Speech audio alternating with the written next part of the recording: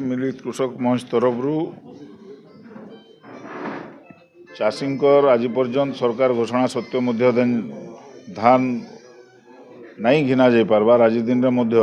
मंडी रे टार्गेट अच्छे चाषी पाखे धान अच्छे मंडी रे धान अच्छे किंतु सरकार 4 नंबर टोकन इश्यू नहीं करवार 5 नंबर टोकन इश्यू नहीं करवार एवं जेन माने बड़ चाषी मैंने रही जाइलु तांकर धान घिनवार व्यवस्था आज पर्यंत सरकार नहीं करवार बारंबार प्रशासन संगे आलोचना कले मध्य एवं 2 नंबर कारण है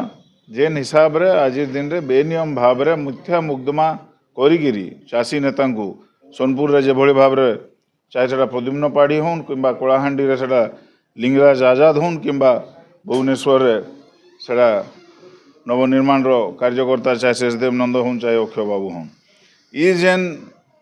सरकार गोटे हिटलरी शासन आज दिन रे चली गोटे समय थिला जेते बेले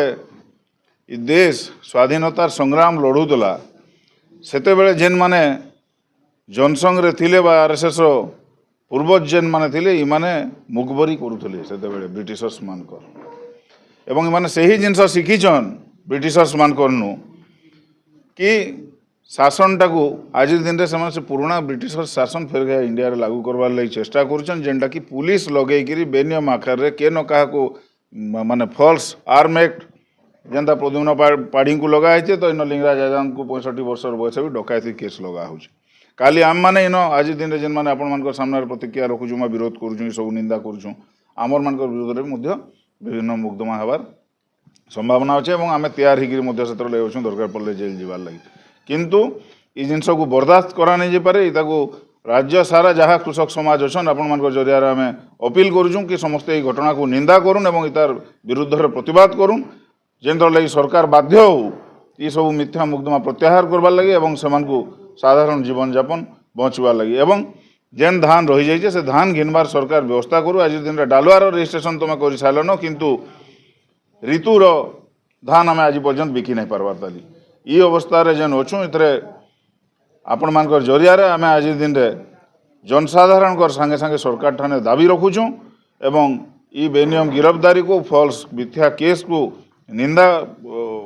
करुचु एवं ई प्रकार कार्यकलाप पुलिस भाई माने निवृत्त रहन कारण से माने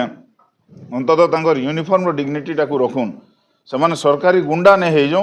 से लगी देश के राज्य के क्षमा नहीं करे इतु निवृत्त होकर रहन ना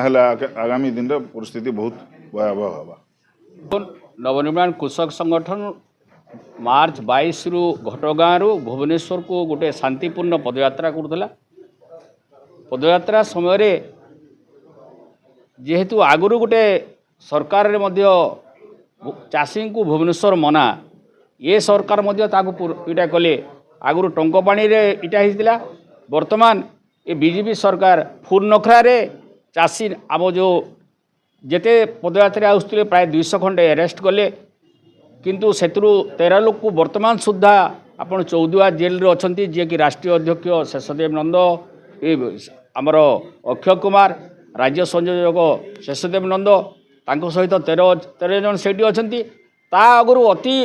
गोटे माने चाषी नेतांकर मध्य गोटे चहल सृष्टि करथिला जे सोनपुर इश्यूटा आपण सोनपुर इश्यूटा के देखिए जे सोनपुर रे चाषी पाई गोटे नया युवक जोटे कि प्रद्युम्न पाढ़ी से चाषी लगी गरीब लोक लगी जे निजर गोटे सबू टाइम देखिए फुल टाइम देखिए से गोटे ऑर्गेनाइजेशन करते ताकू प्रतिरोध करने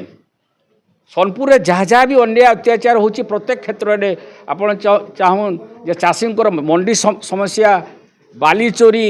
गंजेई माफिया प्रत्येक जेते संसार रे तार माने सोनपुर जिले में अन्याय अत्याचार वर्तमान सरकार करुछन तार जे से जन जेतेला प्रतिरोध कले तांकर उपरे गोटे गोटे आक्षेप रखिकरी गोटे फॉल्स केस रे तांको वर्तमान सुधा 20 तारिख रो अरेस्ट करी वर्तमान सोनपुर जेल रे से अछंती मु वर्तमान ओडिशा सरकार मोहन माझी सरकार को आपनकर जरिया रे जणे देबा को चाहू छे जे गोटे प्रद्युम्न पाढ़ी को आपन जदि जेल रे भरी देबे सोनपुर रे मध्य सारा ओडिशा रे हजारे प्रद्युम्न पाढ़ी बाहरबे से भूली जाउछन जे चाषी नेता मन को भरी देले माने जेल भितर भरी देले किछि गोटे हे जिबा एवं से वर्तमान माने एपरी भाव रे केस दिया हो जे डकायती केस प्रद्युम्न पाढ़ी गोटे डकायती केस दिया से गोटे रिवल्वर धरी 50,000 टंका ଲୁଟ୍ କରିବା ପାଇଁ 6300 ଟଙ୍କା ଲୁଟ୍ କରିଛନ୍ତି ବୋଲିକି ତାଙ୍କୁ ଘରୁ ଉଠେଇ ନେଇଛନ୍ତି। ଏଇଟା କେନ୍ ପ୍ରକାର ଶାସ ମାନେ ବର୍ତ୍ତମାନ ସେ ଓଡ଼ିଶା ସରକାର ଗୋଟେ ଚାହୁଁଛନ୍ତି ଯେ ଯେଉଁ ଚାଷୀ ନେତୃତ୍ୱମାନଙ୍କୁ ଯଦି ଦବେଇ ଦିଆଯିବା ଆଗାମୀ ଦିନରେ ଓଡ଼ିଶାର ଚାଷୀର ଜମି ମାନେ ଯେଉଁ କୋଟିପତି ପୁଞ୍ଜିପତିମାନଙ୍କୁ ଦେବାର ସୁବିଧା ହେବା ଗୋଟେ ବିରାଟ ଯୋଜନା ଚାଲିଛି ଓଡ଼ିଶାରେ। ଆଉ ତାକୁ ତାର ମାନେ ଷ୍ଟାର୍ଟିଂଟା ହେଉଛି ବୋଧେ ସୋନପୁରରୁ ଆରମ୍ଭ ହେଲା ମୁଁ ଭାବୁଛି। ଏବଂ ସେଥିପାଇଁ ଏବଂ ଘଟଗାଁର ଆପଣଙ୍କର 22 ତାରିଖରେ ଯେଉଁ ପଦଯାତ୍ରା ଥିଲା ସେ ଟାଇମ୍ରେ ତାକୁ ମାନେ ବ୍ୟାଘାତ କରିବା ପାଇଁ ପ୍ରଦ୍ୟୁମ୍ନ ପାଢ଼ୀ ବର୍ତ୍ତମାନ ସୁଦ୍ଧା ଜେଲ୍ରେ ଅଛନ୍ତି। ଆମେ ବର୍ତ୍ତମାନ ପ୍ରଦ୍ୟୁମ୍ନ ପାଢ଼ୀଙ୍କୁ ଆପଣଙ୍କର ଜରିଆରେ ତାଙ୍କୁ ଗୋଟେ ନିର୍ଦ୍ଦୋଷରେ ଖଲାସ କରି ଦିଆଯାଉ ଏବଂ ଭୁବନେଶ୍ୱରରେ ଯେନ୍ ଆମର କର୍ମକର୍ତ୍ତାମାନେ ଅଛନ୍ତି 13 ଜଣ ତାଙ୍କୁ ମଧ୍ୟ ନିର୍ଦ୍ଦୋଷରେ ଖଲାସ କରାଯାଉ।